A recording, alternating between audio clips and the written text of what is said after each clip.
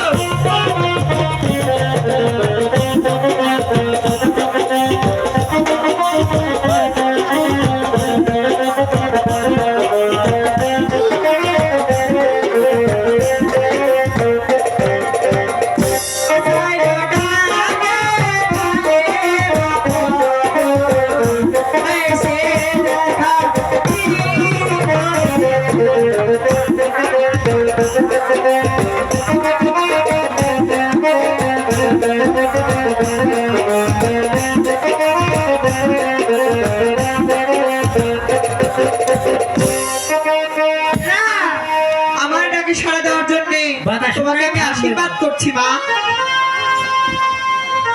তবে কি জন্য আমাকে ডেকেছো মা পদ্মা? আর কি জন্য স্মরণ করবো মা?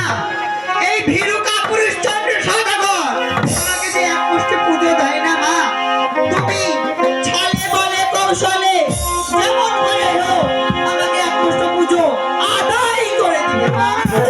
আমি ওপরে ওপরে পালন করবো। তাহলে আমি আসি মা। ঠিক আছে মা।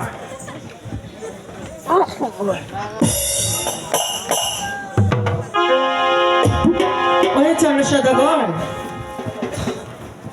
বলো বাবু। আপনি কি মা পদ্মার পূজা দেবে না? কখনোই না। দেবে না? না। তবে আমি পূজা কিভাবে আদায় করে নিতে হয় সেটা আমি ভালো করেই জানি। তাই করো বাবু। ঠিক আছে।